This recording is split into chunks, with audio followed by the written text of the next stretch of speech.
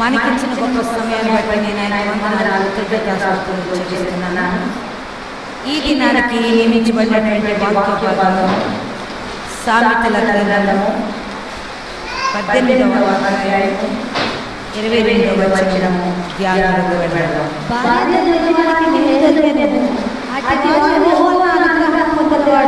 అందరం కళ్ళు మూసుకుందాం, ప్రార్థనలోకి వెళ్దాం. ಶಲೋಭಾಷ್ಯನಾರಿ ಕರಾಸೀನಾದ ಕಡಿಕೆರುವ ಶಂದರ ಲೀ ಕರಾಸೀನಿ ಅಂತುಗಳು ಕಟ್ಟೆರಿಗಳು ವಿರಿಂದರ ಸೀಕರ ಕುಂದರ ಸೀಕರ ಕುರುಂದರ ವಿರಿಂದರ ಉ ಅರಬಬ ಶಂದಲ ನೀ ಅಂತುಗಳು ಬಾಲ ಕಟ್ಟೆರಿಗಳು ಲೂ ಕರಾಸೀನಿ ಅಂತುಗಳು ಬಾಲ ಕಟ್ಟೆರಿಗಳು ಕತ್ತ ಹಲ್ಲೆಲೂಯಾ ಸ್ತೋತ್ರ. దయగల తండ్రి, నా ఆత్మ నీ వశములో ఉన్నది. నీ ఎడంతలాత్మ నా మీద కుమ్మరించి నా నోటి బరుగా ఉండి నాతో అందరితో మాట్లాడాడు. ఈ సమయం నుంచి ఎదురుస్తుండగా నీ యొక్క కృప మా మీద కుమ్మరించి నీ ఆత్మచేత నింపమని, ఇప్పుడు నీ కృపలో కొనసాగించాలని వినడానికి చెవు గ్రహించిన జ్ఞానం యేసు నామములో ప్రార్థిస్తున్నాను తండ్రి. ఆమేన్. దేవుని పరిశుద్ధ నామానికి స్తోత్రం. భార్య దొరికిన వానికి మేలు దొరికెను, అట్టివాడు యెహోవా వలన అనుగ్రహము పొందినవాడు. దేవునికి స్తోత్రం. ప్రియులారా, భార్య దొరికిన వానికి మేలు దొరికెను, అట్టివాడు యెహోవా వలన అనుగ్రహము పొందినవాడు. దేవునికి స్తోత్రం. ఎలాంటి భార్య, ఎలాంటి అనుగ్రహం, ఎవరి భార్య? ఈరోజు మనం చూస్తూ వెళ్తున్నాం. దేవునికి స్తోత్రం. 12వ అధ్యాయం 4వ వచనం చూద్దాం.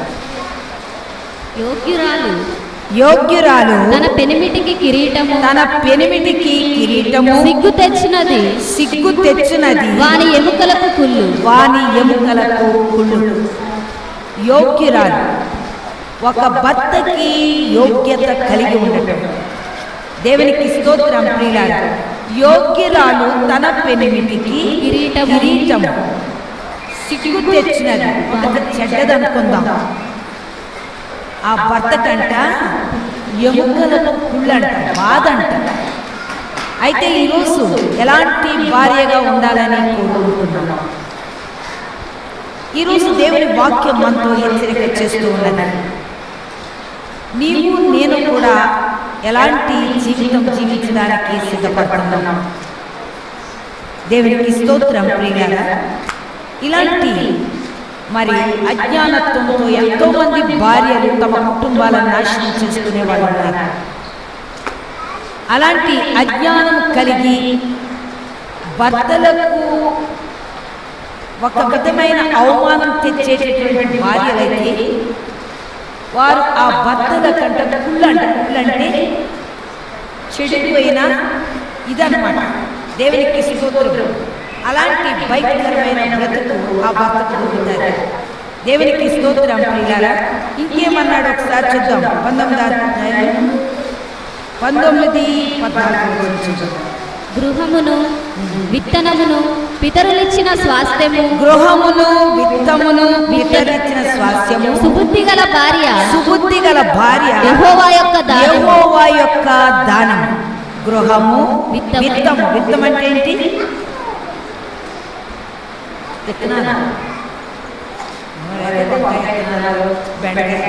ఇవి విత్తాలు కదా.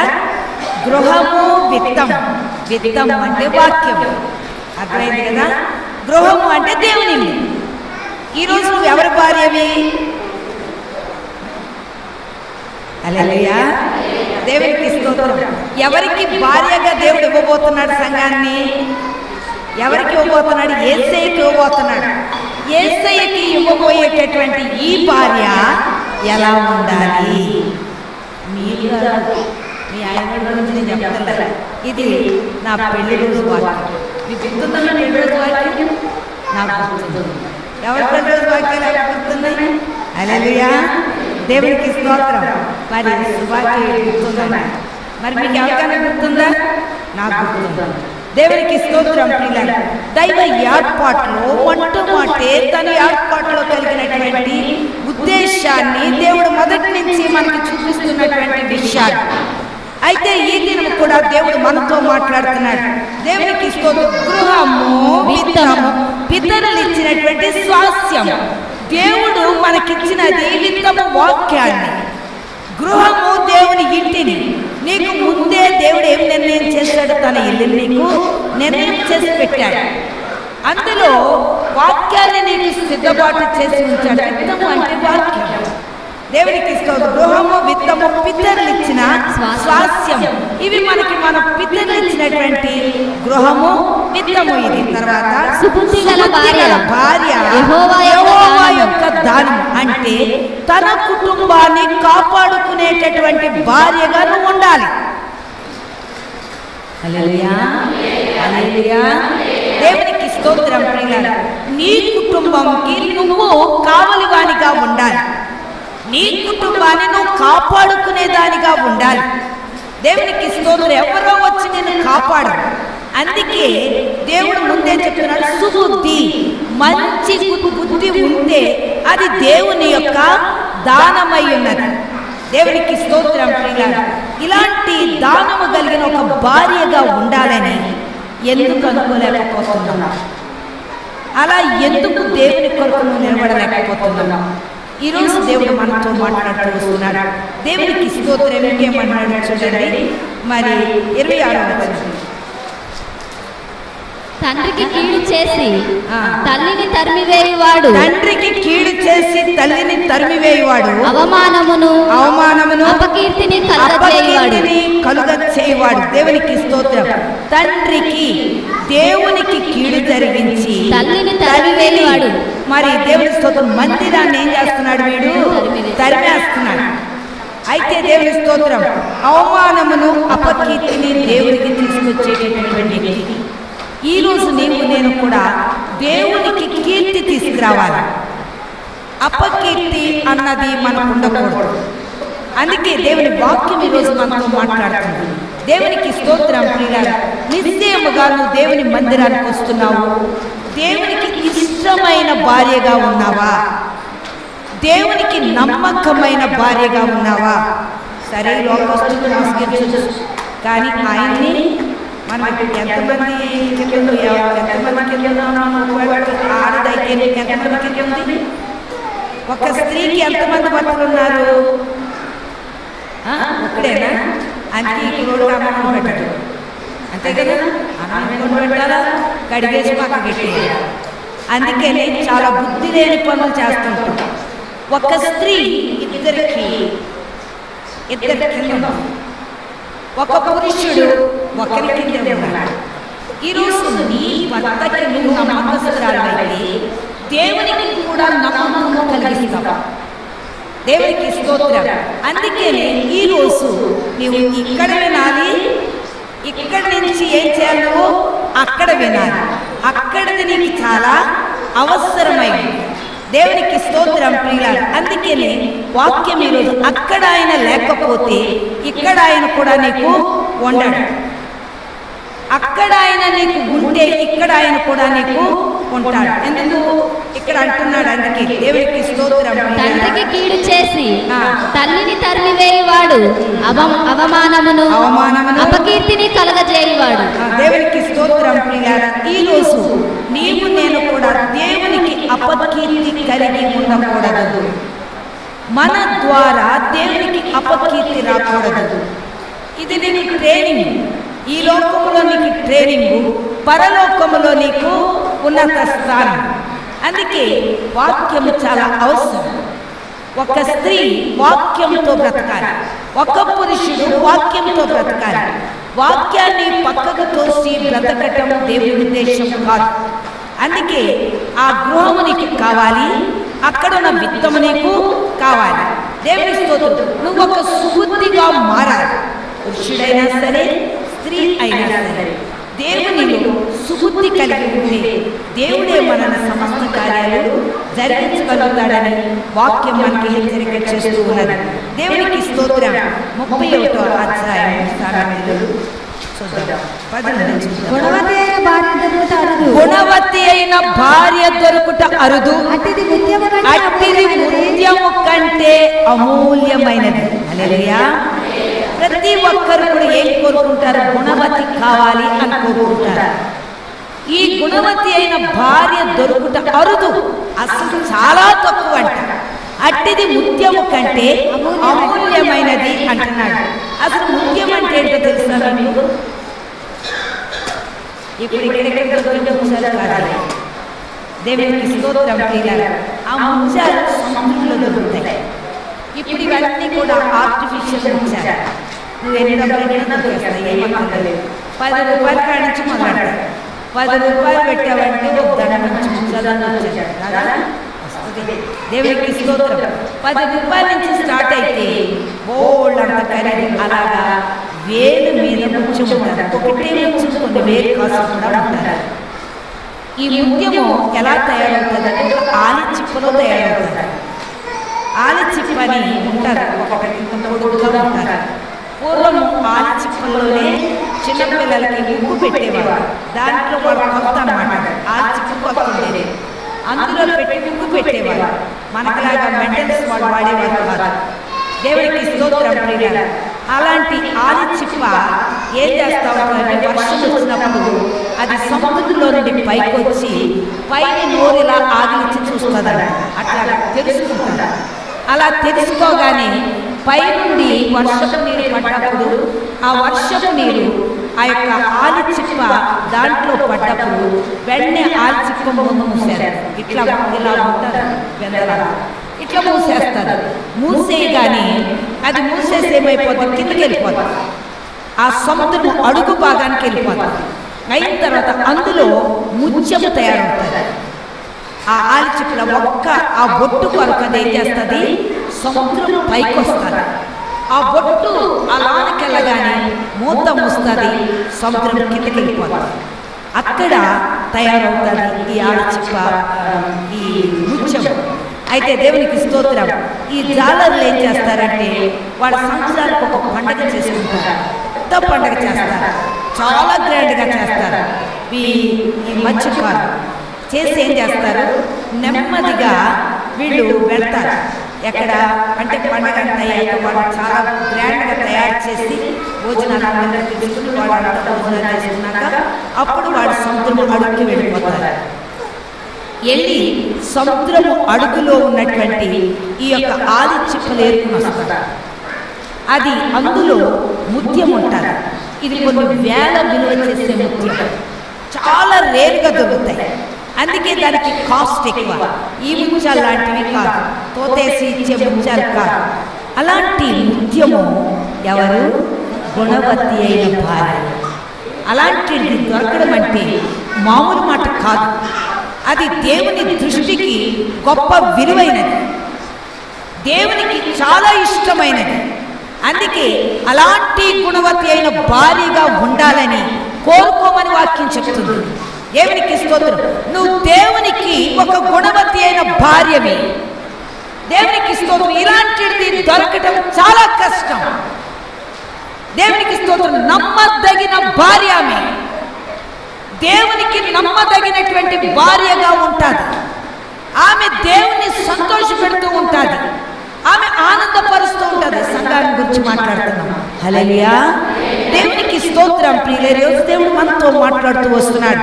ఇంకేమంటున్నాడు? ఆమె పెనిమిటి ఆమె అందు నమ్మిక ఉంచును, అతని లాభ ప్రాప్తికి వెలితి కలగదు. అంటే వ్యభిచారం చేసేటట్టు వస్తుందట. ఎలా తీసుకొస్తారు? హల్లెలూయా. కష్టపడి ఒడికి కష్టపడి శ్రమపడి తెస్తారా? ఈరోజు దేవుని వాక్యం నీకు నాకు కూడా చెప్తుంది. అలాంటి సంఘము ఎలా ఉందంట? దేవునికి నమ్మకముగా ఉందట. నమ్మకముగా ఉండి దేవునికి లాభము కలిగించే భార్యగా ఉంది. అనేక ఆత్మలను ఆమె రక్షించుకొని దేవునికి స్తోత్రం ఏం చేస్తుంది?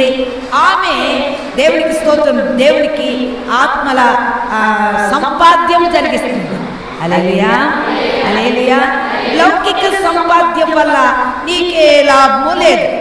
దానిలోని సుబుద్ధి ఎవరికి తెలియదు, దానిలోని గుణం ఎవరికి తెలియదు. దేవునికి స్తోత్రం ప్రియులారా. కానీ ఈ సుబుద్ధి గల భార్య, ఈ గుణవతి అయిన భార్య ఏం దేవునికి స్తోత్రం, ముత్యము కన్నా అమూల్యమైనటువంటి ఈ భార్య ఆమె భర్తకు ఎలాంటి దేవుని స్తోత్రం నష్టము కలిగించడు, లాభప్రాప్తి కలిగిన భార్య.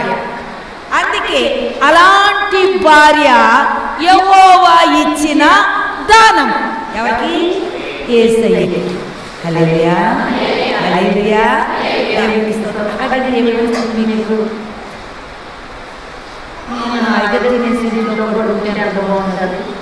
సుబుద్ధి గల భార్యలాగా కదా. ఈరోజు ఆలోచించేసుకోండి. దేవునికి స్తోత్రం. ఇంకేమన్నాడు? ఆమె తాను బ్రతుకు దినములు అన్నీ అతనికి మేలు చేయును కానీ కీడు ఏమీ చేయదు. దేవుని కొరకు జీవిస్తున్నటువంటి ఈ భార్య మేలుకరమైనదే గాని దేవునికి కీడు చేసే భార్య కాదు. హల్లెలూయా, హల్లెలూయా. అందుకే నిన్ను సృష్టించిన వాడు నీకు భర్త అయి ఉన్నాడు. నిన్ను సృష్టించిన ఈ భర్తకి నువ్వు లాభప్రాప్తి కలిగించాలి. దేవునికి స్తోత్రం. నువ్వు లాభము కలిగించే సుబుద్ధి భార్యగా ఉండాలని దేవుడు కోరుకుంటున్నాడు. దేవునికి స్తోత్రం. అందుకన్నాడు అతనికి మేలు చేయను గాని కీడేమీ చేయదు. ఆమె గొర్రెబొచ్చును అవిసె నారను వెదకును వాటితో పని చేస్తుంది. గొర్రెబొచ్చు అవిసె నార. దేవునికి స్తోత్రం ప్రియులారా. మరి అవిసె నార దేనికి గుర్తు? నీతి క్రియలకు గుర్తు. దేవునికి స్తోత్రం. గొర్రెబొచ్చు శ్రమకు గుర్తు. హల్లెలూయా. దేవునికి స్తోత్రం ప్రియులారా. గొర్రెబొచ్చు అవిసె నార వెదకును తన చేతులారా వాటితో పని చేస్తుంది. కష్టాన్ని అనుభవిస్తారు, భోగాలు అనిపించేది కాదు. చాలా మంది స్త్రీలు భోగాల కొరకు ఆశపడుతుంటారు. కానీ ఈమె దేవునికి భార్యగా ఉంది కనుక భోగముతో ఆమెకి సంబంధాలు లేవు. ఆమె ఆలోచన ఎప్పుడు కూడా దైవత్వంతో ఆలోచన ఉంటారు. దేవుని సంతోషపెట్టాలి, దేవుని ఆనందపరచాలి, దేవుని కొరకు కష్టపడి పని చేయాలి, నీతి క్రియలు ధరించుకోవాలి, వాటితో కష్టపడి పని చేస్తాది అని చెప్తున్నాడు. దేవునికి స్తోత్రం. తర్వాత వర్తకపు వాడలు దూరము నుండి ఆహారము తెచ్చుకున్నట్లు ఆమె దూరము నుండి ఆహారం తెచ్చుకుంటారు. దగ్గరికి వెళ్ళదు. ఎంత దూరమైనా పర్వాలేదు. మేమైతే ఎంత దూరమైనా మేము ఆ మందిరానికి వెళ్ళి మేము అక్కడే ఆహారం తెచ్చుకుంటాం. మాకెక్కడ ఆహారం ఉంది, మాకు అక్కడే కావాలి. ఎంత కష్టమైనా మేము భరిస్తాం. దేవునికి స్తోత్రం. ఎందుకంటే ఆమె ఆత్మకు సరిపడిన ఆహారాన్ని వెతుక్కుంటుంది. బుద్ధిహీనరాలు ఏం చేస్తుందంటే ఆ పక్కన ఈ పక్కన మస్తండి కోడ అద్భుతాలు జరుగుతున్నాయంటనే వస్తుంది. అది బుద్ధిహీనరాలు. దానికి జ్ఞానం తెలియదు. అది సరైన గుణంలో లేదు కాబట్టి గుణం అంటే ఏంటో దానికి తెలియదు. అందుకే వాక్యం ఈ దినం మనతో హెచ్చరిక చేస్తుంది. హల్లెలూయా. ఎంత దూరమైనా పర్వాలేదు, మేము అక్కడ నుండి ఆహారము తెచ్చుకుంటాం. మా ఆహారం అది. దేవునికి స్తోత్రం. పాపం సరువు నగరంలో ఎప్పుడు వాళ్ళని విసిగిస్తారు. ఆ పక్కన ఉన్న వాడు చాలా మంది వాళ్ళని లాక్కోవాలని వీళ్ళ నాలెడ్జ్ వేరు, చాలా చక్కని నాలెడ్జ్ వేరు, మంచి వాక్యాన్ని ఇచ్చేస్తుంటారు. అయితే వాళ్ళు ఆ చుట్టూన్న పాస్టర్స్ ఎప్పుడు కూడా అడుగుతారు, ఎందుకమ్మా అంతంత దూరం, ఎందుకమ్మా అంతంత దూరం అంటారు. ఇక్కడ దగ్గర కదమ్మా అంటే వీళ్ళు అంటారంట, మా పుట్టుక అదే, మా పెరిగినది అదే, మేము మాత్రం ఎక్కడికి రాము, మా ఇల్లు అదే, మా ఇంటికి ఎంత దూరమైనా మేము వెళ్తాం. దేవునికి స్తోత్రం. ఈ గుణవతి తను ఎంత దూరం ఉన్నా ఆహారాన్ని దూరం నుండి తెచ్చుకుంటుంది. దగ్గర ఒకవేళ ఆరోగ్యాన్ని పాడు చేసే ఆహారం ఉందేమో, అందుకని దేవుని వాక్యం ఈ రోజు మనతో చెబుతుంది. దేవునికి స్తోత్రం. ఇంకేమంటున్నాడు? ఆమె చీకటితోనే లేచి ఆమె చీకటితోనే లేచి తన ఇంటి వారికి భోజనము సిద్ధపరచును. వారి ఇంటి వారికి భోజనము సిద్ధపాటు చేస్తుంది చీకటితో. దేవునికి స్తోత్రం. ప్రియులారా, ఇంకా ఎలుగురాలే, ఇదేగానే చీకటిగానే ఉంది, ఇంకొంచెం సేపు పడుకుంటా అనుకోదంట. అమ్మో, ఇంకొంచెం సేపు పడుకుంటే ఇంకేముంది, మా ఇంట్లో దెయ్యాలు వచ్చి పడతాయి కదా, దూరిపోతాయి దెయ్యాలు రెడీగా. దేవునికి స్తోత్రం. అందుకని నేను పొద్దున్నే చీకటితోటే లేస్తా. లేచి నా ఇంటి వారికి ఏది అవసరమో అది నేను సిద్ధపాటు చేసుకోవాలి. హల్లెలూయా, హల్లెలూయా. దేవునికి స్తోత్రం. ఆమె ఇంటి వారికి భోజనాన్ని సిద్ధపాటు చేసుకుంటుంది. ఎప్పుడు లేచి 10 గంటలకి లేచి 8 గంటలకి లేచి తాయిగా భోజనం సిద్ధపాటు చేస్తుంది. ఇది చురుకైనది గొప్ప భాగ్యం. చురుకు అంటే గొప్ప భాగ్యం అంట, గొప్ప డబ్బున్నట్లు లెక్క. ఆ ఇంట్లో చురుకైన భార్యగా ఉంటే, చురుకుదనం ఉంటే ఒక గొప్ప ధనము సంపాదించినంత సంతోషం అంటారు. అందుకని ఇక్కడ కూడా ఈమె ఏం చేస్తుంది, చీకటితో లేస్తుంది, తన ఇంటి వారికి భోజనాన్ని సిద్ధపడు. మా ఆయన 10 గంటలు లేస్తాడు, నేను 11 గంటలు లేస్తా, అప్పుడు లేసి తాయితీగా టిఫిన్ చేస్తా. ఇలాంటి సిగ్గుమాలిన భార్యలు ఎవరైనా ఉంటే సిగ్గు రోజు తెచ్చుకోవాలి. ఇలాంటి పనికి మాలిన భార్యలు వేస్ట్, అడ్డమైన భార్యలు. ఈరోజు సరి అయిన భార్యగా నేను ఉండాలనుకోండి. అలాంటి భార్య ఆ ఇంట్లో ఉంటే అది ఎంతైనా భాగ్యమేనని వాక్యం చెప్తుంది. దేవునికి స్తోత్రం. ప్రియులారా, అందుకే పూర్వకాలం ఏం చేసేవారంటే పొద్దున్న లెగిసి మజ్జిగలు చేసేవారు, వెన్న తీసేవారు అనమాట. చిలికి ఇలాగిలాగా ఏదో తాళ్ళు పెట్టుకుని చిలుకుతా ఉంటే అప్పుడు లేచి వాళ్ళ చిలికి కొడతా ఉంటే పొద్దున్న 6 గంటలకి 7 గంటలకి పనులు వస్తారు. అంటే పాలేరులు వస్తారు కాబట్టి వీళ్ళు పొద్దున్నే మజ్జిగ చేసేసి వెన్న రెడీగా పెట్టేసి ఈ మజ్జిగ వేసేసి ఒక ఆవకాయ బద్ద ఇచ్చేసి పొద్దున్న వాళ్ళకి టిఫిన్ భోజనం అదే అన్నమాట, చెద్దాను వాళ్ళకి పెట్టేస్తారు. అందుకని వీళ్ళు ఎప్పుడు లేస్తారు, 4 గంటలకే లేస్తారు. లేచి అందుకే అంటారు వాళ్ళ పూర్వకాలం ఏమనేవారంటే పసిబిడ్డన్నా ఉండాలి, పాలకుండన్నా ఉండాలి అని.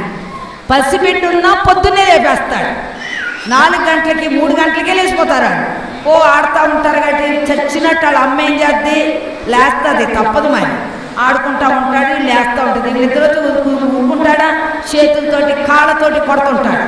ఆ దెబ్బలు పడలేకన్నా లెగిస్తాడు. ఇంకా పాలకుండంటే అది 4 గంటలు లేచి చేయకపోతే పొద్దున్నే పనుడు వస్తాడు, వాడిని పంపకపోతే అక్కడ మరి బరువు పట్టుకెళ్ళలేడు, పొలం పనులు చేయలేరు. అందుకని చెప్పి పొద్దున్నే ఈ పని.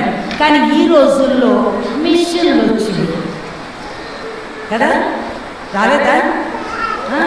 ఏమిటి ఎంతండి, గ్రైండర్లు వేసామంటే కదా అలాగైపోద్ది. సెకండ్స్, అన్ని సెకండ్సే, వంట సెకండ్సే ఈరోజు నా సహోదరి. అందుకే మొద్దు తేరిపోయారు ఈనాటి ఆడవారు. అలాంటి మొద్దు తేరిపోతే లాభం లేదు, చురుకుగా ఉండాలి. కనీసం ప్రార్థన చేయడానికైనా చురుకుదనం కావాలని వాక్యం చెప్తుంది. దేవునికి స్తోత్రం. ప్రియులారా, కొంతమంది పడుకున్నారంటే ఆడ ఒళ్ళు వాళ్ళకి తెలియదు, ఎల్లకిలా పడుకుంటారు, కాళ్ళు అటోటి ఇటోటి వేస్తారు, చెయ్యి అటోటి ఇటోటి వేస్తారు, అంత నిద్ర అవుతారు. ఎంత బాగుంటుందో ఆ నిద్ర. హల్లెలూయా, హల్లెలూయా. సిగ్గుకరమైన స్త్రీలు, సిగ్గు తెచ్చినది తన భర్తకి ఎక్కడకు కుండట. దేవునికి స్తోత్రం. ఈరోజు అలాంటి భార్యగా మనం ఇప్పుడు మనం దేవునికి భార్య అయ్యాం కనుక ఎప్పుడు లేవాలి మనం? మొట్టమొదటి ఎవరిని సంతోషపెట్టాలి? ఆత్మ సంబంధమైన భర్తని సంతోషపెట్టాలి. ఆత్మ సంబంధమైన భర్త నువ్వు ఎప్పుడు లేస్తావు, నాతో ఎప్పుడు మాట్లాడతావు అని చూస్తున్నాడు. అందుకే నువ్వు పొద్దున్నే లేచి మొట్టమొదటి ఆయనతో మాట్లాడాలి. ఆ తర్వాత నీ పని ముగించాలి. హల్లెలూయా. దేవుని స్తోత్రం. పొద్దున్న లేస్తే అన్ని పనులు చక్కగా అయిపోతాయి, లేవకే అవ్వవు. దేవునికి స్తోత్రం. పిల్లలు ఏదో కుక్క మీదో నక్క మీదో వంకెట్టేసి ఎలాగోలాగా సమయాన్ని వ్యర్థపుచ్చుకుంటే అలాంటి ఇంటికి దరిద్రం వస్తుందని వాక్యం చెబుతుంది. దరిద్రత 12 గంటల దాకా మెలుగు ఉండి 8 గంటలు 9 గంటల వరకు పడుకుంటే ఆ కుటుంబము దరిద్రముతో వెంటాడతారు. అందుకే చురుకుగా ఉంటే ఆ కుటుంబము ఎంతో చురుగ్గా ఉంటారు. అది దేవుని రోజు మనతో మాట్లాడుతున్నాడు. దేవునికి స్తోత్రం. ఇంకేమంటున్నాడు? తన పనికెత్తెలకు బత్తెము ఏర్పాటు చేయును. పనికెత్తెలకు బత్తెం అంటే పని. అక్కడ పనిని ఎవరికి రోజు ఏ పని అప్పజెప్పాలి, ఈ పని ఎవరు జరిగించగలరు అని ఆమె ఏం చేస్తుంది? పనిని సిద్ధపాటు చేసుకుంటుంది. హల్లెలూయా, హల్లెలూయా. దేవునికి స్తోత్రం ప్రియులారా. అందుకే అన్నాడు, ఆమె పనికెత్తెలకు బత్తెము ఏర్పాటు చేయను. ఆమె పొలమును చూచి దానిని తీసుకుంటుంది. దేవునికి స్తోత్రం. పొలము అంటే దేవుని మందిరం. అది చూచి దాన్ని ఏం చేస్తుంది? ఏర్పాటు చేసుకుంటుంది. దేవునికి స్తోత్రం. తర్వాత తాము కూడబెట్టిన ద్రవ్యమును పెట్టి ద్రాక్ష తోట ఒకటి నాటిస్తారు. హల్లెలూయా, హల్లెలూయా. దేవునికి స్తోత్రం. నీకున్న ధనము దేవుడు. అందుకే దేవుడు ఈరోజు మాట్లాడుతున్నాడు మనతో. దేవుని కొరకు నేనేం చేయాలి, ఏం చేయాలనుకుంటున్నాను, ఏం జరిగించాలనుకుంటున్నాను. దేవునికి స్తోత్రం. తాము కూడబెట్టిన ద్రవ్యమును పెట్టి ద్రాక్ష తోట ఒకటి నాటిస్తుంది. హల్లెలూయా. దేవుని స్తోత్రం. తన శక్తి కొలది, తనకి దొరికినంత కొలది ఆమె ఏం చేస్తుందంటే తోటను ఏం చేస్తుంది? దేవునికి స్తోత్రం. నాటి దానికి మంచిగా తయారు చేసుకుంటుంది. హల్లెలూయా. మందిరం ఎవరిది? ఎవరిది? దేవుడా. దేవుడు చూస్తున్నాడు ఇక్కడ. ఎవరిది మందిరం? నాది. అంతేనా? ఎవరి కాళ్ళే? నాది. నా మందిరం, నా ఇల్లు. మరి ఇల్లు కాదు నా ఇల్లా? ఎక్కడ పెట్టాడో చెప్తున్నాను అంతే. నా పని అంతవరకు. నేను ఎప్పుడు ఉంటానా? అది నీ ఇల్లు. నీ ఇల్లు నువ్వేం చేసుకోవాలి? ఆ తోటను ఎప్పటికప్పుడే ఎవరిని నాటుకోవాలి, ఎవరికి నీళ్లు పోసుకోవాలి, ఆలోచన ఎవరికి ఉండాలి? హల్లెలూయా. అమ్మగారు చేసుకుంటుంది, మేము అందరం పడుకునేది కదా. దేవునికి స్తోత్రం ప్రియులారా. ఈ బాధ్యత సంఘానికి.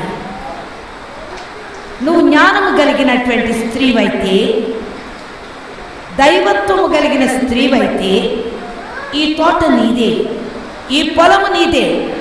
దీని కొరకు నువ్వేం చేయాలి? ప్రిపేర్ అవుతూ ఉండాలి. నీ తోట కొరకు నువ్వు సిద్ధపాటు చేసుకుంటూ ఉండాలి. దేవునికి స్తోత్రం ప్రియులారా.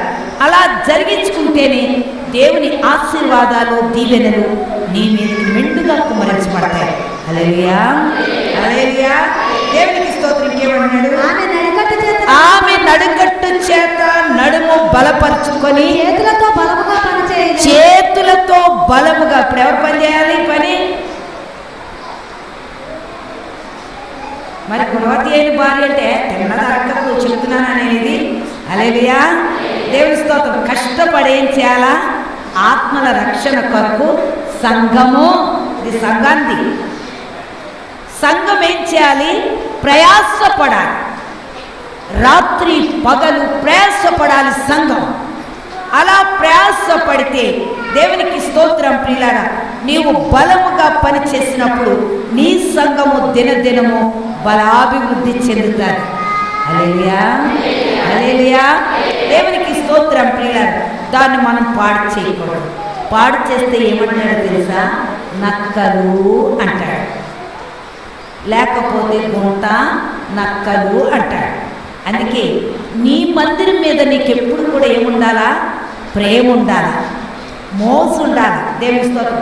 మీ ఇంట్లో ఏది లేకపోయినా ముందు తెచ్చుకోవాలని ఎలాగ ఆలోచన చేస్తావో నీ మందిరానికి కూడా నువ్వు అంత ఆలోచన కలిగి ఉంటే, అందుకే అంటాడు, నన్ను ప్రేమించు వారి ధననిధులు నేను నింపుతాను. హల్లెలూయా. వారికి నేను కొరతనివ్వను. కొదువ చేయను, నేను వారి ధననిధి నేను నింపే ఉంటానంటున్నాడు. హల్లెలూయా.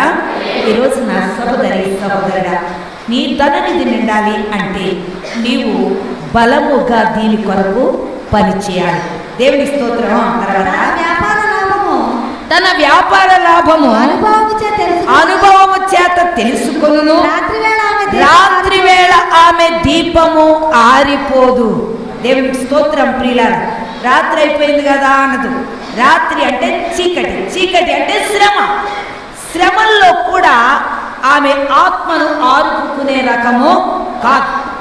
దేవునికి స్తోత్రం. ప్రియులారా, అందుకే అన్నాడు వ్యాపార లాభము చేత, వ్యాపార లాభము అనుభవము చేత తెలుసుకుంటుంది. అనుభవం లేకపోతే సంఘాన్ని నడిపించటం కష్టం. ఒక సంఘము నడపాలి అంటే చాలా అనుభవం ఉండాలి. అనుభవం లేకపోతే అది 4 రోజులు కూడా ఉండదు. హల్లెలూయా. దేవునికి స్తోత్రం. ప్రియులారా, నెత్తిని సెంగేసుకుని అవతలకి వెళ్ళాలి. అందుకే అనుభవం కావాలి అంటే ముందు మనం కష్టపడి పని జరిగించే వారిగా ఉండాలి. అందుకే కష్టపడి పని చేయమని చెప్తుంది వాక్యం. దేవునికి స్తోత్రం. రాత్రి వేళ ఆమె దీపము అంటే నిత్యము ఆ దీపం అంట తాను నిద్రపోతున్నా ఈ దీపం అంట వెలుగుతూ ఉంటుందంట. అంటే శ్రమల సమయంలో ఈ దీపము ఇంకా ఏమవుతుంది, ఇంకా ప్రకాశమానముగా ఉంటారు. శ్రమలు వచ్చినప్పుడు మోకాళ్ళని అంగలార్చి ప్రార్థించాలి. ఆ సమయంలో నీలో ఉన్న దీపం ఆరిపోవడానికి వీల్లేదు. మీరు చాలా మట్టుకు శ్రమలు రాగానే జనాలు ఏం చేస్తారంటే, చాలా శ్రమలండి, ఇప్పుడు ప్రార్థనకు వచ్చే పరిస్థితిలో లేను, వాళ్ళ మూడు లేదండి దేవుని దగ్గరికి రావడానికి, చాలా శ్రమలు వచ్చేస్తున్నాయి నాకు, అందుకే చర్చకొచ్చినప్పుడల్లా శ్రమ వస్తుంది, అందుకే నేను ఏం చేశాను, నేను మానేశాను. అప్పుడు దీపాన్ని ఏం చేయాలంటే మనం వెలిగించుకోవాలి. వాక్యం చేత ధైర్యం తెచ్చుకోవాలి. అదే వాక్యం ఈరోజు మనతో చెప్తుంది. దేవునికి స్తోత్రం. ఇంకేమన్నాడు, ఆమె పంటని చేత పట్టుకొను, ఆమె పంటిని చేత పట్టుకొను, తన వేళ్లతో కదురు పట్టుకొని వడుకుతుంది. పంటే అంటే ఇలా తిప్పుతారు కదా, తిప్పి దారం తీస్తారు చూడండి, దాన్ని పట్టుకుని ఏం చేస్తుందంట, చేత వేళ్లతో కదురు పట్టుకొని అంటే ఉడుకుతారు. వస్త్రాన్ని ఏం చేస్తుంది, ఉడుకుతుంది. అంటే రాట్నంలో వేసి, అప్పుడు గాంధీ గారి కాలంలో ఉన్నాయండి, గాంధీ గారు ఎప్పుడు కూడా అది తీసేవారు, ఏంటి దారాలు తీసేవారు. దారం తీయటం అంత ఈజీ కాదు. దేనిలో నుంచి తీయాలి, ప్రత్తిలో నుంచి దారం తీస్తారు. ఆ ప్రతి కాటన్లో నుంచి తీసేటప్పుడు అందులో పెట్టి, నేను సరిగ్గా చూడలేదు కాబట్టి కొంచెం మాత్రం తెలిసి చెప్తున్నాను. దేవునికి స్తోత్రం. అది ఇలాగా ఇలాగా ఇలాగా ఇలా చేస్తున్నప్పుడు అది సన్నగా దారంలాగా చక్కగా రాగానే దాన్ని మళ్ళీ ఇలా ఇలా ఇలా ఇలా పంటి చుట్టేసి పెట్టి దాన్ని మళ్ళీ బట్టలు ఉడికేవారు. అంటే సేవంటే ఎంత కష్టం. మొట్టమొదటి ఏం చేయాలి, అందరినీ దారంలాగా తయారు చేయాలి. తెలుసా, సన్నగా దారంలా తయారు చేయాలంటే ఎంత కష్టం కదా. దేవునికి స్తోత్రం. అలా దారంలాగా తీసి తర్వాత పంటికి ఏం చేయాలి, దాన్ని చుట్టాలి. చుట్టి చుట్టి మళ్ళప్పుడు మళ్ళీ ఏం చేయాలి, వస్త్రములాగా తయారు చేస్తే ఇతరులు దీన్ని కట్టుకోవడానికి అవకాశాలు ఉంటాయి. దేవుని స్తోత్రం. అందుకే ఇది కష్టంతో కూడిందే, శ్రమతో కూడిందే. దానికి ప్రార్థన జీవితం అవసరం కనుక ఎప్పుడు లేస్తుంది, చీకటితో లేస్తుంది. చీకటితో లేచి అప్పుడు ఏం చేస్తుంది, ఆమె ప్రార్థన చేస్తుంది. ప్రార్థన చేసి ఆ ప్రార్థన ద్వారా తనకు ఒక పనివారిని నిర్ణయం చేసుకొని వారి ద్వారా ఆ పరిచర్యని కొనసాగించుకుంటారు. హల్లెలూయా, హల్లెలూయా. దేవునికి స్తోత్రం. అంత ఒక ఆత్మను ఒక సాధకం చేయాలి అంటే ఎంతో కష్టంతో కూడుంటారు. అదంత సుఖమైనది కాదు. అందుకనే అనుభవము, ఆత్మల అనుభవం కలిగి లేకపోతే ఆ యొక్క సేవ నిలబడ చాలదు. హల్లెలూయా. అందుకే ఏర్పాటు చేసుకున్న వాళ్ళు ముందంతా ఏం చేస్తాడు, 2 కాళ్ళ బండ మీద తీసుకెళ్తాడు, 11 నంబర్ బస్సులో తీసుకెళ్తాడు. 11 నంబర్ బస్సులో వెళ్ళిన తర్వాత గుడిసెలకి తిప్పుతాడు. తిప్పిన తర్వాత ఎన్నో అనుభవాలు వస్తాయి. మరి దేవుని స్తోత్రం. అప్పుడప్పుడు యేసన్న గారు అనుభవాలు చెప్తాడు. మోకం మీద చూస్తారని కదా, అన్నం తింటే అన్నంలో వేస్తారని, అని వాళ్ళ జీవిత అనుభవాలు. దైవత్వం అయిన తర్వాత ఎన్నో అనుభవాలు ఉంటాయి మనకి. దేవునికి స్తోత్రం. ఎంతో శ్రమ కూడి ఎంతోమంది వ్యతిరేకిస్తారు, ఎదిరిస్తారు, ఏమేమో చేస్తారు, ఎన్నెన్నో పరిస్థితులు ఉంటాయి. ఇవన్నీ కూడా జయించుకుంటూ ఆమె ఆ సంఘము శ్రమ పడాలి. అందరూ పడాలి, ఒక్కడు కాదు. శ్రమ అందరూ పడితేనే ఆ ఇల్లు దేవుని స్తోత్రం దేవుడు మనకి ఇస్తాడు. అందుకే విత్తము తీసుకున్నాక ఇల్లు కట్టుకునే బాధ్యత అందరి మీద ఒక్కడి మీదే ఉందా? హల్లెలూయా. మనందరము కలిస్తేనే ఇల్లుగా అది మారుతారు. మనందరం కలవకపోతే ఇల్లుగా అది మారదు. ఇందులో పిల్లలు కూడా ఉంటారు. అందుకే వాక్యం చెప్తుంది కదా, నీ పిల్లలందరూ ఆ స్థలానికే వెళ్ళాలి. ఆ స్థలాన్ని దగ్గరే మీరు అర్పణలు చెల్లించాలి. దేవునికి స్తోత్రం ప్రియులారా. అందుకే దేవుని వాక్యం మనతో ఈరోజు హెచ్చరిక చేస్తున్నారు. తర్వాత ఏమన్నాడు? దీనులకు తన చెయ్యి చాపును, దరిద్రులకు తన చేతులు చాపును, తన ఇంటి వారికి చలి తగులునను భయపడదు. ఆమె ఇంటి వారందరూ రక్తవర్ణ వస్త్రములు ధరించిన వారందరికీ రక్షణ ఉందంట. ప్రతి ఒక్కరు కూడా రక్షణ పొందాలని దేవుని యొక్క ఉద్దేశం. దేవునికి స్తోత్రం ప్రియులారా. ఈమె దీనులకు తన చేయి చాపుతుంది, దరిద్రులకు తన చేతులు చాపుతుంది. దేవునికి స్తోత్రం ప్రియులారా.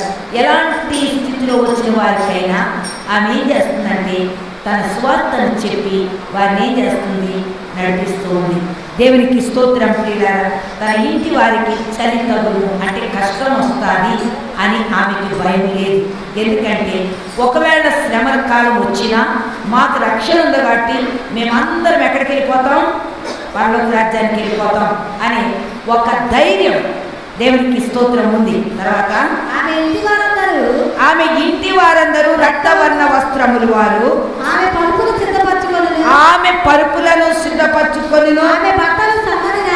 ఆమె బట్టలు సన్నని నారబట్టలు రక్తవర్ణపు వస్త్రములు. దేవునికి స్తోత్రం. రక్షణ ఉంది, నీతి క్రియలు కూడా ఉన్నాయి ఈ సంఘములో. రక్షణతో పాటు నీతి క్రియలు కూడా ఈ సంఘంలో ఉన్నాయి. దేవునికి స్తోత్రం. పరుపులను సిద్ధపరచుకొనును. ₹1,00,000 కూడా పరుపు. ఆ మధ్య అమెరికా పరుపు 30% రిటర్న్ ఇది చేసి ఇస్తానని చెప్తున్నాడు. మీకు ఎవరికైనా కావాలంటే ఆర్డర్ ఇస్తాను. పరుపు రెడీ పెట్టుకోవాలి. హల్లెలూయా. ఏంటి మీరు అంటే అంతయ్యాక మీరు పేర్లు ఇవ్వండి, ఎవరికి పరుపులు కావాలి ఫ్రీగా దొరుకుతాయి. ఏం అభ్యంతరం పడుతుంది, మీరు హాయిగా పడుకోవాలి. చాలామంది పరుపులు ఉండదు, అది లెక్క అక్కడ ఇచ్చేస్తే చాలు, ఫ్రీగా వచ్చేస్తాయి. ఫ్రీ అంటే ఏం పరుపు, హై స్పీడు. అమ్మ అక్కడ డబ్బులు కట్టండి అమ్మ, మీ పేరు సంఘములో ఉంటే మీకు మేలు కర్మమ్మా, దేవుడి జ్ఞాపకం చేసుకొని మిమ్మల్ని దీవిస్తాడమంటే వద్దు బాబాయ్, ₹100 సంవత్సరానికి. అమ్మో ₹100 ఫ్రీగా డబ్బులు ఇస్తాను, బట్టలు ఇస్తానంటే మాత్రం ఫస్ట్ లిస్ట్లో ఫస్ట్ మేము మాది. హల్లెలూయా. ఎన్ని ఉన్నా మనిషికి ఆశ అన్నది, ఆ ఆశ ఉన్నంత వరకు ఆ మనిషి ఎప్పటికీ బాగుంటుంది. ఆశని చంపాలి, చంపితేనే నువ్వు నిశ్చయంగా ఇంకా పెద్దవి వచ్చినా కూడా ముందుకు నువ్వు వెళ్ళాలి. దేవునికి స్తోత్రం ప్రియులారా. అందుకే వాక్యం అంటుంది ఈరోజు, ఆమె ఇంటి వారందరూ రక్తవర్ణ వస్త్రములు ధరించిన వారు ఆమె పరుపులు సిద్ధపరచుకొనును. దేవునికి స్తోత్రం. పరుపు శ్రమకి గుర్తు. అందుకంటే నీ పరుపు పెట్టుకుని నువ్వు నడువు అన్నాడు. పరుపు అంటే బరువా ఉంటుందా, తేలికుంటుందా? బరువే ఉంటుంది.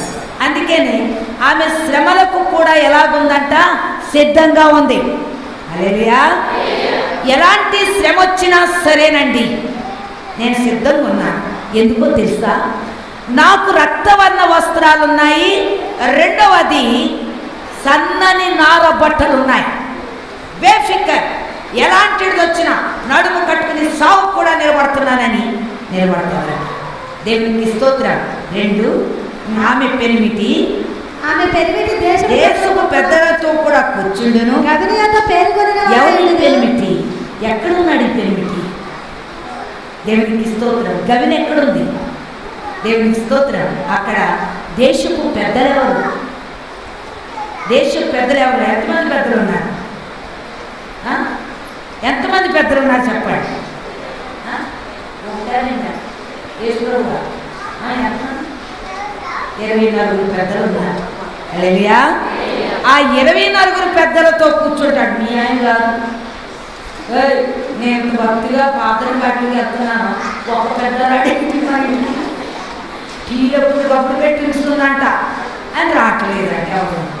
దేవునికి స్తోత్రం. ప్రియ 24 పెద్దలతో ఆయన దేశపు గవిని దగ్గర కూర్చుని ఉన్నాడు. ఈమె ఎంత గుణవతి, ఎంత అయితే గుణవతి అవుతుంది, ఎంత శ్రమ పడితే గుణవతిగా మారుతుంది. దేవునికి స్తోత్రం. ఆలోచించేయండి, ఎంతో కష్టపడి శరీరాన్ని నలగొట్టాలి. అందుకే అపోస్తులైన పౌలు తన శరీరాన్ని నలగొట్టుకుని అనేక ఆత్మ రక్షించుకొని దేవుని దగ్గర, ఆయనకి కూడా ఈయన భర్తే. అపోస్తులైన పౌలుకి భర్తే, 24 పెద్దలకి భర్తే, మన అందరికీ భర్త, అందరికీ కూడా. అందుకని ఇలాంటి భర్తకి నువ్వు భార్య ఇప్పుడు, అది పురుషుడైనా సరే స్త్రీ అయినా సరే, అందరము కూడా ఆయనకి ఎలాగ ఉండాలంట? ఒబే అయి ఉండాలి. దేవునికి స్తోత్రం. ఒక గుణాన్ని ధరించుకుని ఉండాలని దేవుడు చెప్తున్నాడు. దేవుని స్తోత్రం. తెల్లటి బట్టలు వేసేసుకుని గొడుగొడు పట్టుకుని వెళ్ళిపోతాడు. దేనికి వచ్చేది? ఫస్ట్ గడిదే నల్లటి బ్యాగ్, తెల్లటి బట్టలు ఫస్ట్. దేవునికి స్తోత్రం. అయి కాదమ్మా, ఆ పట్టుకోవడము ఆయన ఏం గుణవంతుడని అనలేదు ఇక్కడ. ఎలా ఉండాలో ఇప్పుడు మీకు తెలుసుకోండి. ఒక దైవజనుడు, ఒక సేవకుడు, ఒక విశ్వాసి ఎలా ఉండాలి, ఏ పొజిషన్లో ఉంటే ఆయనకి భార్యగా ఉండగలుగుతాం, ఎలాంటి జీవితము మనకి దేవుడు మన ముందు పెట్టాడో మీరు ఆలోచన చేసుకోవాలని వాక్యం నేను మీకు హెచ్చరిక చేస్తున్నాను. దేవునికి స్తోత్రం. ఇంకేమన్నాడు? ఆమె నారబట్టలు నేయించి అమ్మును, నడికట్లు వర్తకులకు అమ్మును, బలము ఘనత ఆమెకి వస్త్రాలు. హల్లెలూయా. ఆమెను ఎవరు పోగొడుతున్నారు? బాహ్యం. ఆమెకి బలము ఘనత. దేవునికి స్తోత్రం. ఆమె వస్త్రముగా ధరించుకుంటుంది, దేవుని బలము ధరించుకుంటుంది, దేవుని ఘనతను ధరించుకుంటుంది. దేవునికి ఒక విలువైన పాత్ర ఈ సంఘం. దేవునికి స్తోత్రం. తర్వాత ఆమె రాబో కాలము విషయమై నిర్భయముగా ఉంటుంది. హల్లెలూయా. ఆమెకి ఏ భయం ఉండదు. రాకడొస్తుందన్న భయం లేదు, యేసు ప్రభు ఇప్పుడు వచ్చేస్తాడన్న భయం లేదు. కారణం ధైర్యంగా ఉంది, రెడీగా ఉంది, సిద్ధంగా ఉంది, తన పిల్లలను కూడా సిద్ధపరచుకుని రెడీగా ఉంది. కాబట్టి ఆమె భయపడదట. తర్వాత జ్ఞానము కలిగి తన నోరు తెరుచును, కృపగల ఉపదేశము బోధించును. ఆమె తన ఇంటి వారి నడతలను బాగుగా కనిపెడతాది. హల్లెలూయా. అన్నీ వచ్చినాయి, ఇది రాదు జనానికి. దేవునికి స్తోత్రం. పాస్టర్ గారు ఏం చేయాలి? మందిరంలో ఉన్న వాళ్ళందరి నడతలను కనిపెట్టాలి. దేవునికి స్తోత్రం. అందరి నడతలు ఎలాగున్నాయో చూడాలి, ఎలా పడితే అలా కాదు. అందుకే అన్నాడు ఆమె అందరి నడతలు కనిపెట్టును. పని చేయకుండా ఆమె భోజనము పని చేయకుండా ఆమె భోజనము చేయదు. ఆమె కుమారులు లేచి ఆమె కుమారులు లేచి ఆమెను ధన్యురాలందరూ ఆమెను ధన్యురాలు అందురు. చాలా మంది కుమార్తెలు ప్రతివత ధర్మమును అనుసరించి ఉన్నారు. కానీ వారందరికంటే మించిన దానం నువ్వే. ఎవరినైతే ఆమె రక్షించుకున్నదో, ఎవరైతే కుమారత్వము ధరించారో వాళ్ళందరూనంట ఆ యొక్క సంఘాన్ని మెచ్చుకుంటున్నారంట. హల్లెలూయా, హల్లెలూయా, దేవునికి స్తోత్రం. ఆ సంఘాన్ని బట్టి సంతోషిస్తున్నారు. ఎంతో ఈ లోకపు ప్రతివతలు కాదు, దేవునికి వీళ్ళు ప్రతివతలు. ప్రతివత అంటే ఈ లోక సంబంధముగా లోకాన్ని ప్రేమించిన ప్రతి ఒక్కరు కూడా జారినుడులే.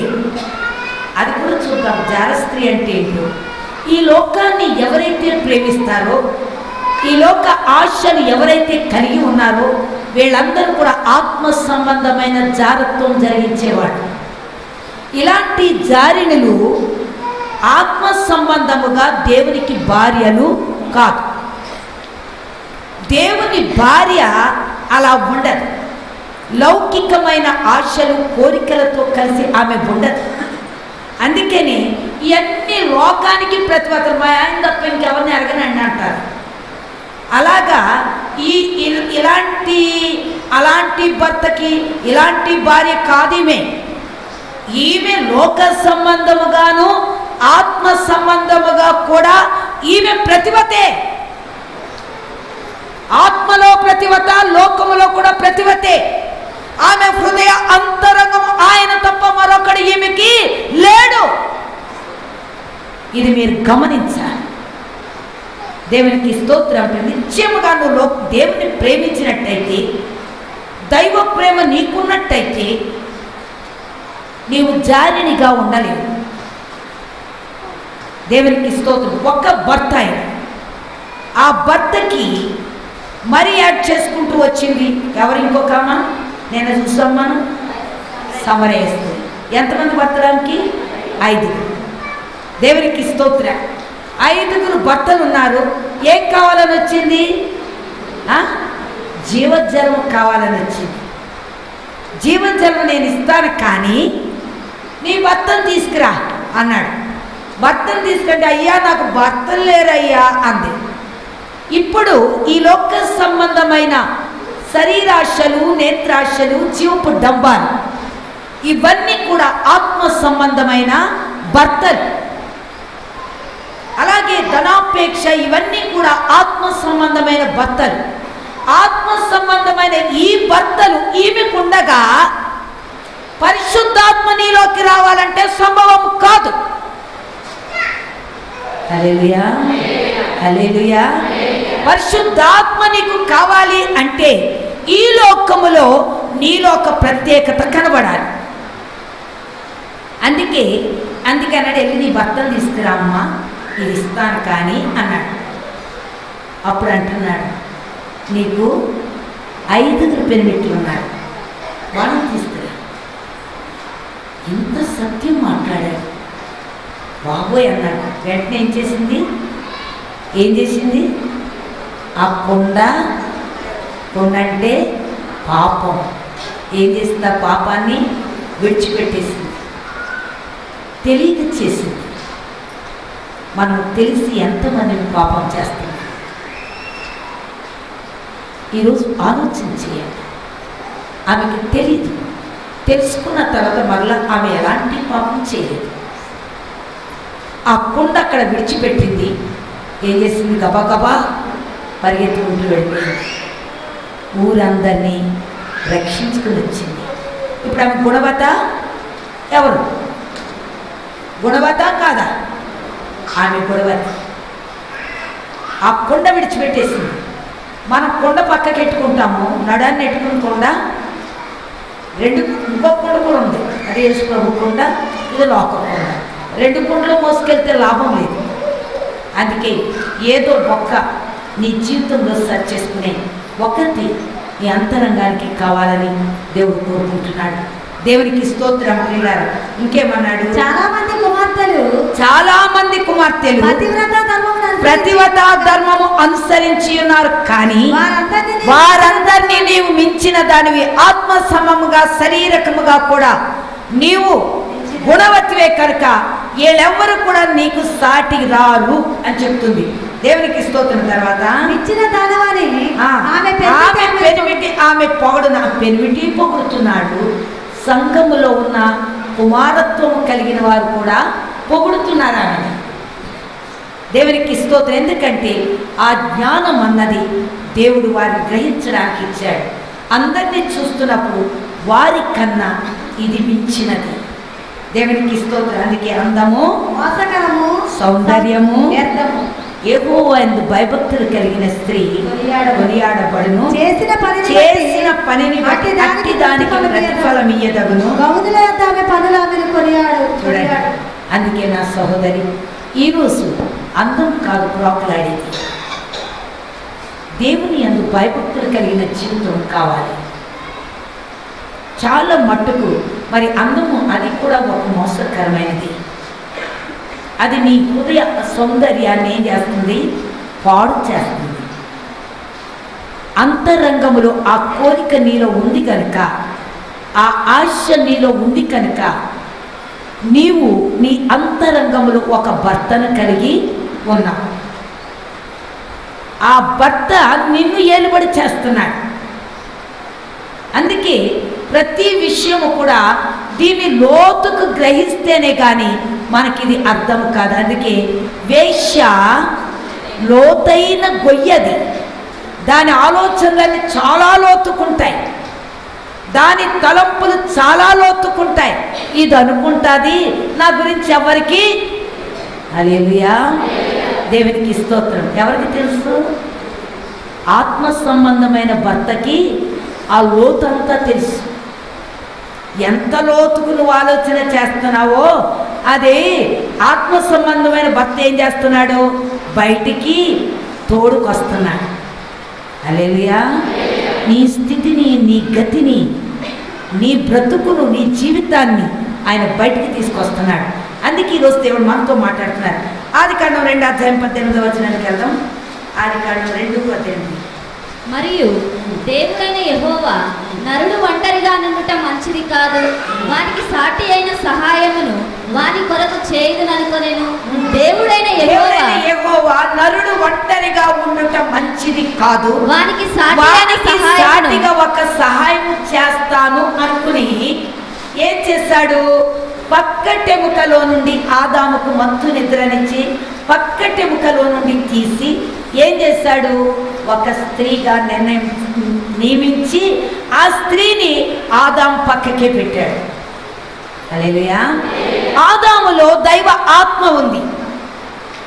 దైవ ఆత్మ ఉంది కనుక ఆ స్త్రీని చూసి ఆదాము ఏమన్నాడు?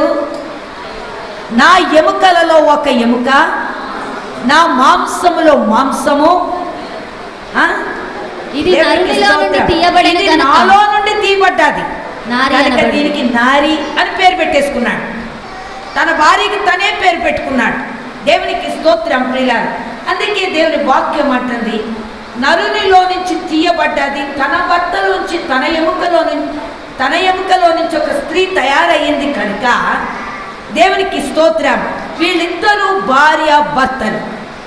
వీళ్ళిద్దరు కన్నా ఇంకొక వ్యక్తిని వీడు ఇష్టపడ్డా, వాడు ఇంకొక వ్యక్తి వైపు చూసి సంతోషించినా అది వ్యభిచారముగాను జారత్వముగాను పరిగణించబడ్డారు. అలాగే దేవుని ఎముకలో నుండి తీయబడిన సంఘము ఈరోజు లోకానుసారముగా లోక ఆశలలో పడి, లోక కోరికలలో పడి లోకాన్ని ప్రేమిస్తున్నప్పుడు ఇప్పుడు ఈ సంఘము దేవునికి జారిడిగా ఉంది. అర్థమైందా? హల్లెలూయా. ఇక్కడ వరకే అర్థమవుతుంది. బయటికి వెళ్ళి వాల్ పోస్ట్ చూడగానే అర్థం అవుతుంది. అప్పుడు వాల్ పోస్ట్ ఇంకొక మైండ్కి వెళ్ళిపోతుంది. అందుకే ఇలాంటి పిచ్చి పనులు, ఎర్రి పనులు ఒక వివాహమైన పురుషుడు కానీ స్త్రీ కానీ చెయ్యకూడదు. పరస్త్రీ చెయ్యి కూడా అసభ్యముగా ముట్టుకోకూడదు. పరస్త్రీతో ఒక కన్నుతో కూడా పాపము జరిగించకూడదు. పరపురుషుడైన పరస్త్రీ అయినా ఎవరైనా సరే అప్పుడు అది జారత్వము జరిగించేదానిగా కనబడుతుంది. అందుకని చాలా జాగ్రత్తగా ఉండాలి. మనం పరిశుద్ధులు. దేవుడు ఎలా పరిశుద్ధుడు, దేవుడు ఎలా నీతిమంతుడు, దేవుడు ఎలా మంచితనంతో నిలబడినటువంటి వ్యక్తి, ఆయనకి భారీగా ఉన్న సంఘము ఎలాగుండాలి. ఇప్పుడు ఈ లోక సంబంధమైన సౌందర్యము కొరకు, ఈ లోక సంబంధమైన అందము కొరకు ఒకవేళ ప్రయాసపడినట్టయితే నువ్వు కూడా వ్యభిచారివే. అదే ఈరోజు సంఘము ద్వారా దేవుని మాటలు చెప్తున్నాడు. దేవునికి స్తోత్రం. భార్య దొరికిన వారికి మేలు దొరికింది. అప్పుడు దీని మనసు ఎక్కడుంటుంది? డబ్బు సంపాదించింది అనుకోండి, డబ్బు కావాలనుకోండి, డబ్బు మీదే మనసు ఉంటుంది. వస్త్రాలను వాటి మీదే మనసు ఉంటుంది. ఏది కొరకు దాని మీదే మనసు ఉంటుంది. ఆ మనస్సు అటు చెదిరింది కనుక అంతరంగంలోకి ఏమొచ్చింది? పాపం వచ్చింది కనుక ఈవిడెవరు? జారిని. హల్లెలూయా. వ్యభిచారి. దేవునికి స్తోత్రం. ఈ స్థితి మనలో నుంచి వెళ్ళిపోతే అప్పుడు అందుకే గుణవతి అయిన భార్య దొరుకుట చాలా అరుదు. ఎందుకన్నాడు ఆ మాట? అది ముత్యము కంటే అమూల్యమైనదని ఎందుకన్నాడు అంటే ఎంత నిక్కచ్చిగా నువ్వు ఉండాలి, ఎంత ప్రత్యేకంగా నేను నువ్వు కాపాడుకోవాలి. అప్పుడే దేవుని స్తోత్రం. ఇది శరీర సంబంధమైన జాగ్రత్తం అయితే ఆత్మకు కూడా అదే క్రియలు. నీ అంతరంగములు ఏ కోరికలు ఉన్నాయో, ఏ ఆశలు ఉన్నాయో, ఇప్పుడు ఇది అవగానే బజార్కి వెళ్ళి ఏం తెచ్చుకుందాం అనుకుంటున్నావు, మళ్ళా ఈస్టర్ పండుగ దగ్గరికి వస్తుంది ఏం తెచ్చుకుందాం అనుకుంటున్నావు, ఇవన్నీ నీ హృదయ అంతరంగములో ఉన్నటువంటి కోరికలు. దేవుని చిత్తము ఆయన ఇష్టమైతే జరిగిస్తా అన్నట్టు ఎప్పుడైనా అన్నామా మనం?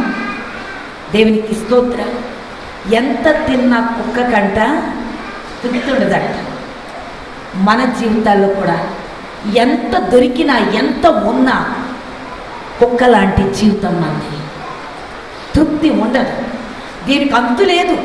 చివరికి ఇది ఎక్కడికి వెళ్ళిపోతుంది? నరకానికి వెళ్ళిపోతుంది. ఇంకా ఇంకా ఇంకా అంటే నరకానికి వెళ్ళిపోద్ది. అందుకని ఈ దీనికి లోకానికి చాలా దూరం ఉంది. ఈ లోకములో ఉన్న మనము దేవుని తట్టు చూస్తూ దేవునికి వెళ్ళిపోవాలని దేవుని వాక్యం మనకి హెచ్చరిక చేస్తుంది. దేవునికి స్తోత్రం. అప్పుడు మనం ఏమవుతున్నాం? గుణవతిగా మారుతాం. ఇక్కడ ఇంతవరకే అమ్మో అనిపిస్తుంది. ఇంటికి వెళ్ళగానే మళ్ళీ మామూలు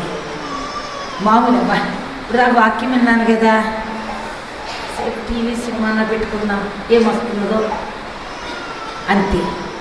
అంతటితో ఆ ఆత్మ ఏమైపోతుంది? ఆరిపోతుంది. ఆమె దీపము ఆరిపోతుంది. వెలుగుతున్న దీపానికి ఆరిపోయిన దీపానికి పొత్తు కుదరదు. వెలుగుతున్న దీపము దాని గురించి ఆలోచించేది. అది ఎప్పుడు కూడా దేని గురించి ఆలోచన చేస్తుందంటే దేవుని గురించి ఆలోచన చేస్తుంది, దైవత్వం గురించి ఆలోచన చేస్తుంది. నేను ఇప్పుడు వాళ్ళకి ఏం చేయాలి, దేవుని కొరకు నేను ఏం చేయగలుగుతున్నాను. ఈరోజు దేవుని నిమిత్తములో తను ప్రయాసపడుతుంది. అందుకే ఆమె గుణవతిగా ఉంది. ఈరోజు నా సహోదరి సహోదరుడా, దేవుని వాక్యం ఎంతో బలమైంది. దేవునికి స్తోత్రం. చూద్దాం, చూడండి 8:35 సామెతలు 8:35.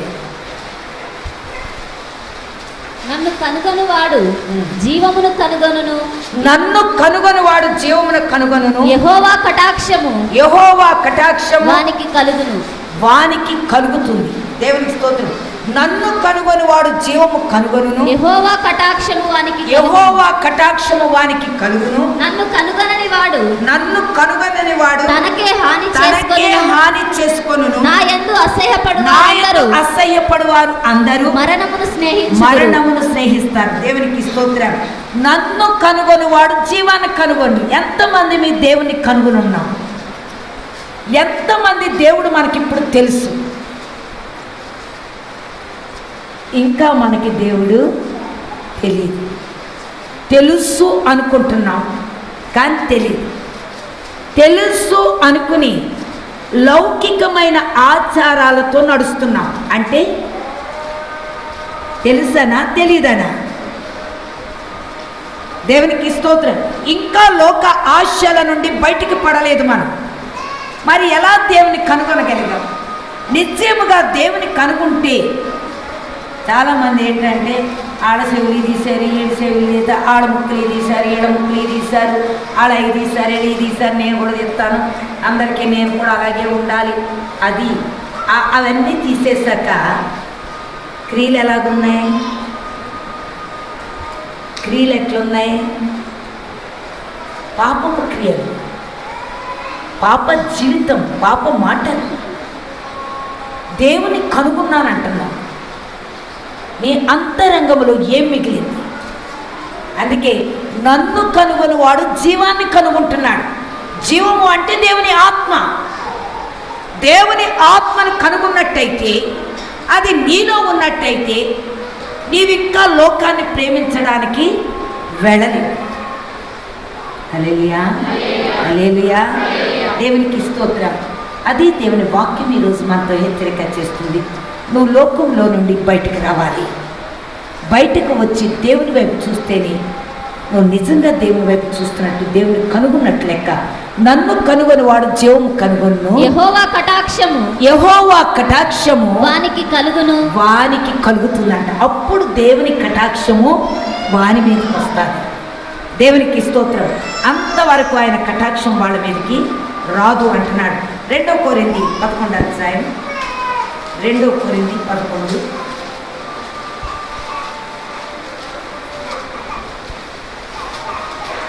8 నుంచి చూద్దాం. మీకు పరిచర్య చేయుటకై నేను ఇతర సంఘముల వలన జీతము పుచ్చుకొని వారి ధనము దొంగిలిన వాడనైతిని.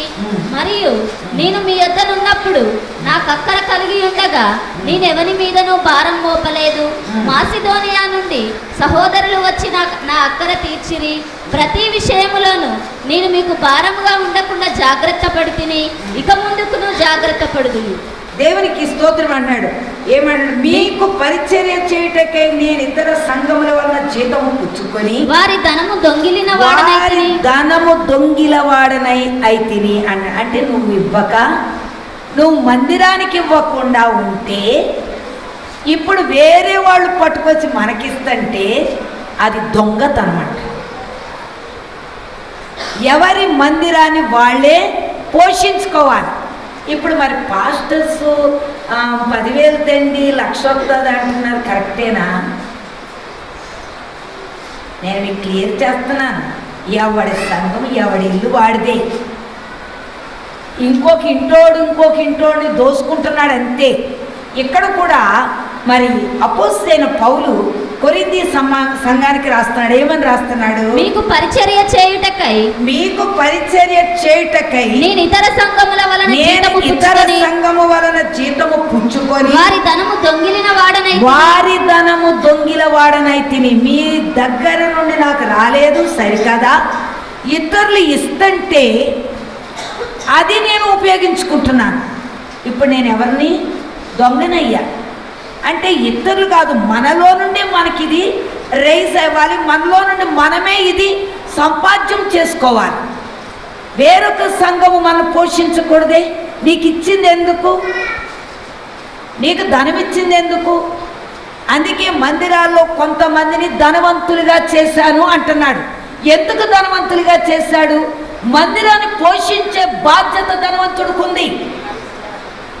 వీడికి ఎవరెవరో అక్కడెక్కడ ఆ సంఘస్థులు తెచ్చిస్తే దాని ద్వారా తన సేవ కొనసాగిస్తున్నాడు. అంటే ఒక దైవజనుడిని మనం ఏం చేస్తున్నాం? దొంగోడిగా చేస్తాను.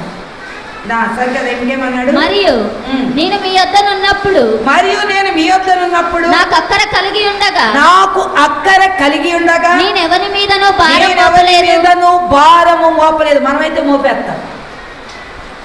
ఫ్రీ ఎక్కడన్నా దొరుకుతుందేమో, ఫ్రీకి వెళ్ళిపోదు. ఎంత తప్పుడు ఆలోచనలు సంఘాన్ని. దేవునికి స్తోత్రం. దైవజనుడే ఎవరి మీద భారం మోపకుండా, ఎందుకు ఈ జనాలు ఎలాగా ఇవ్వరు కదా, ఏదో నాకున్నది నేను నడిపిస్తానులే అన్నట్టు వెళ్ళిపోతున్నాడు. దేవునికి స్తోత్రం ప్రియులారా. ఏదో చేసుకుని ఏదో తమదో తిందో ఏదో తెచ్చుకుని బతుకుతున్నాడు. అయితే అంటున్నాడు, నేను భారం మోపలేదు. మాసిదోనియా నుండి సహోదరులు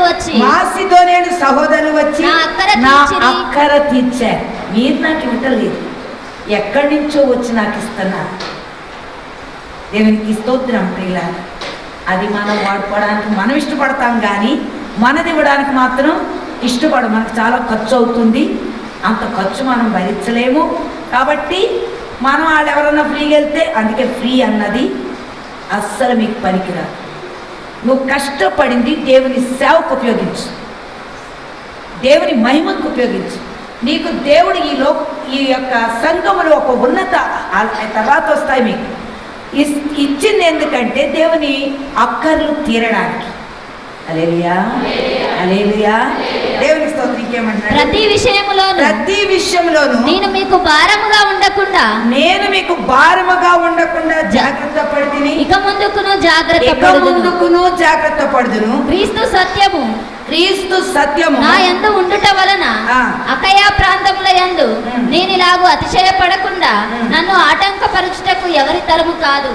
ఎందువలన నేను మిమ్మల్ని ప్రేమింపనందువలన దేవునికే తెలుసు.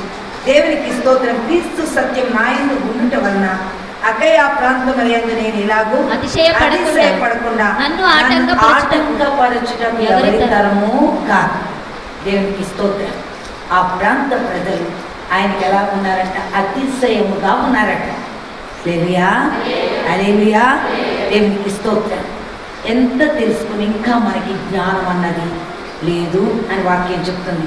దేవునికి స్తోత్రం. 4వ అధ్యాయం 2వ వచనం చూద్దాం. 4వ అధ్యాయం 2వ వచనం. అయితే కుయుక్తిగా నడుచుకొనకయు దేవుని వాక్యమును వంచనగా బోధింపకయు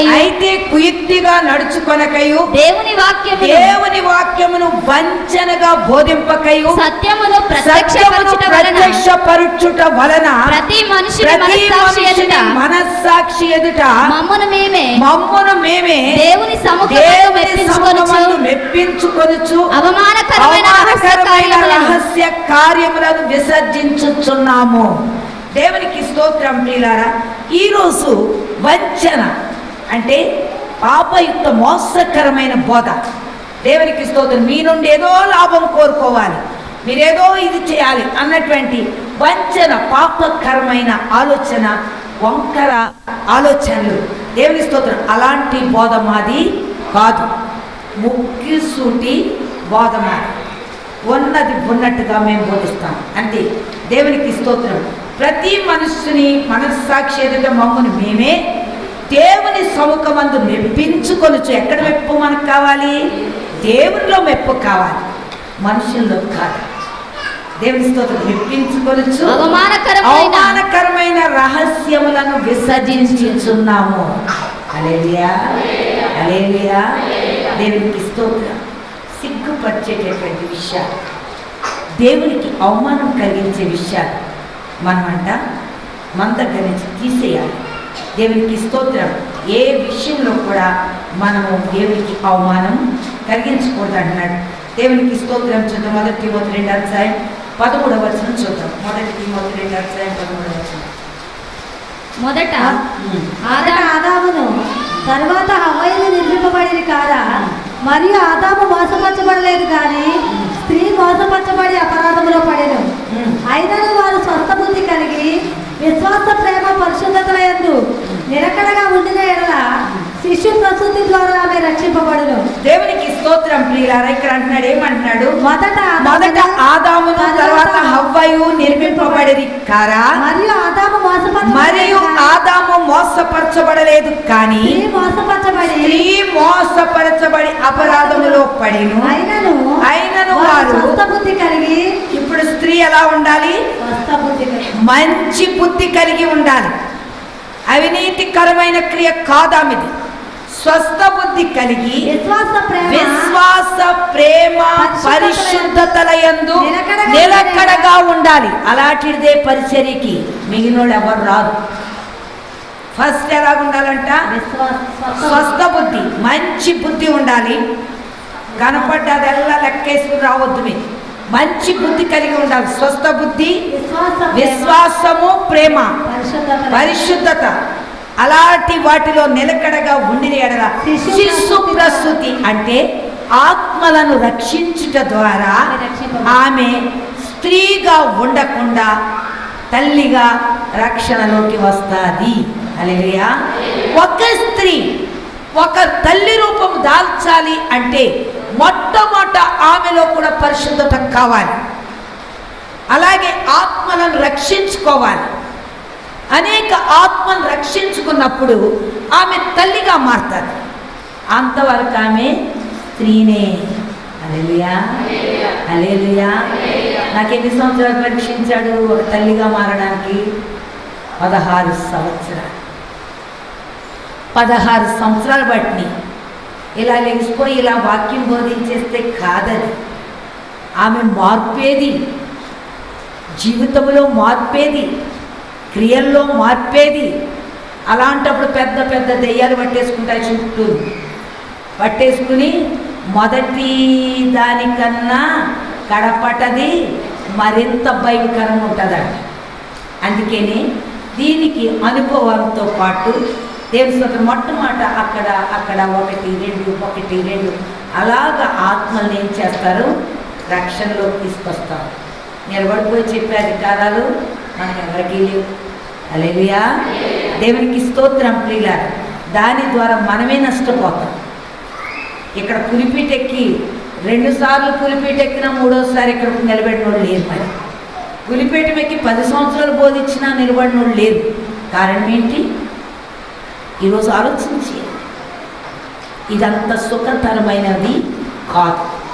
దేవుని ముందు నిలబడలేము. మన ప్రవర్తన దేవునికి తెలుసు.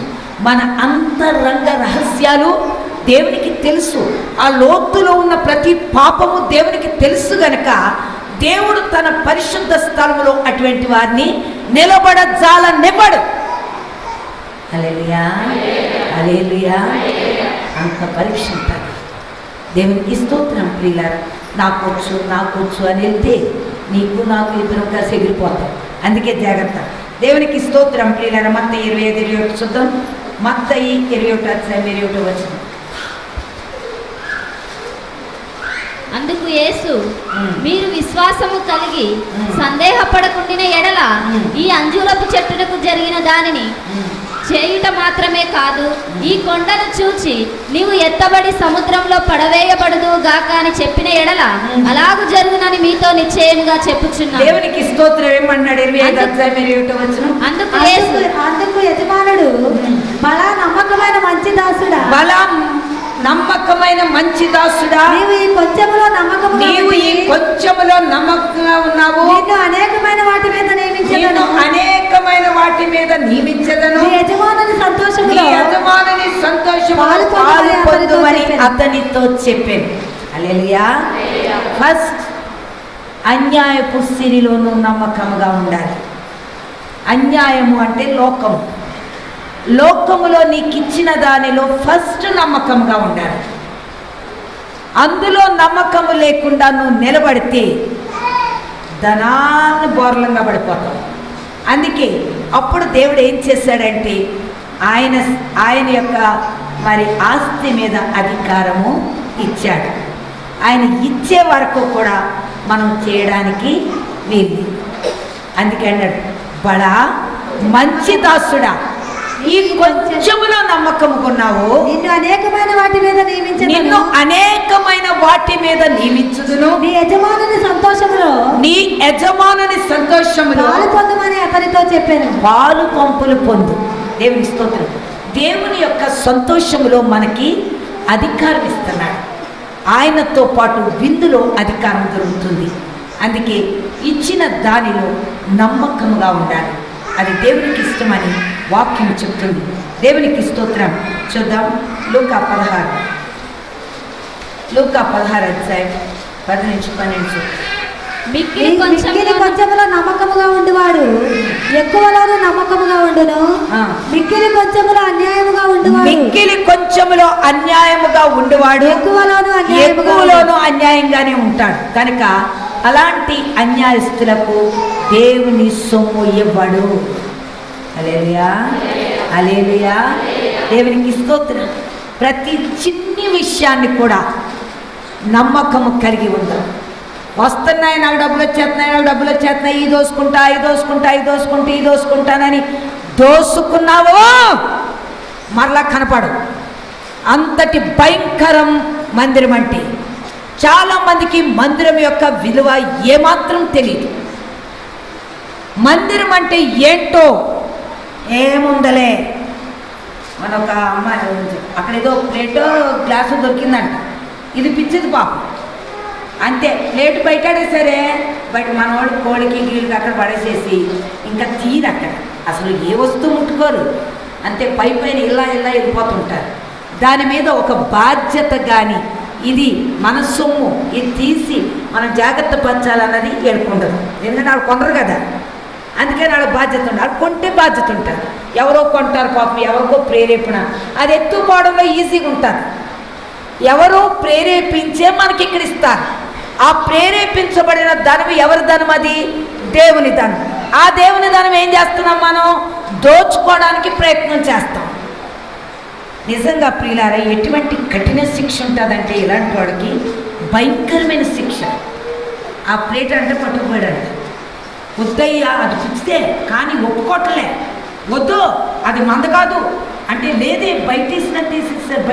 బయట అది దేవుని సొమ్ము, నువ్వు తీకనదాన్ని. అయినా సరే పట్టుకుని వెళ్ళిపోయాడు. వెళ్ళాడు బాగానే. ఆ రెండో రోజుని సైకిల్ వేసుకెళ్తుంటే పడిపోయి మోకాలు చెప్పులు ఊడిపోయి మొఖం పగిలిపోయింది అన్నదాన్ని. చెప్పానా నేను నీకు చెప్పానా? దేవుని సొమ్ము అని చెప్పానా? నువ్వు బయటపడేసారని తెచ్చావా? నడా అన్నదండి. వెంటనే గబగబ వణుక్కుంటూ వచ్చి అది అక్కడ పెట్టేశాడు. సరే అమ్మా, ఏం తప్పు చేశాడో తెలుసా అంటే, దెబ్బ తగిలిందమ్మ, ప్రార్థన చేయని వచ్చాడు. కాదా, అసలు చేసింది ఇది తప్పు, ఈ పాపం జరిగించాడు, అందుకే మోకాలు చెప్పబోయింది, మొహమ్మ పోయిందా. హల్లెలూయా, దేవునికి స్తోత్రం. నిశ్చయముగా ఈ లోకములో నీకు దగ్గరకు వచ్చింది అన్యాయపు సిరి కావచ్చు. దానిలో నువ్వు నమ్మకముగా లేకపోతే ఎవడు నీకు అసలైంది ఇస్తానంటున్నాడు. ఈరోజు దేవుని సొమ్ములో నమ్మకముగా ఉండడానికి ప్రయత్నం చేద్దాం. దేవునికి స్తోత్రం. ప్రియులారా, పక్కకు తీస్తారు దశమ భాగం అని, ఏమీ లేవు కదా వాడేసుకున్నావు అంటారు. అది నీకు ఒక పరీక్ష కింద వస్తుంది. నీ ఇంట్లో అది పెట్టడం నీకు ఒక పరీక్ష.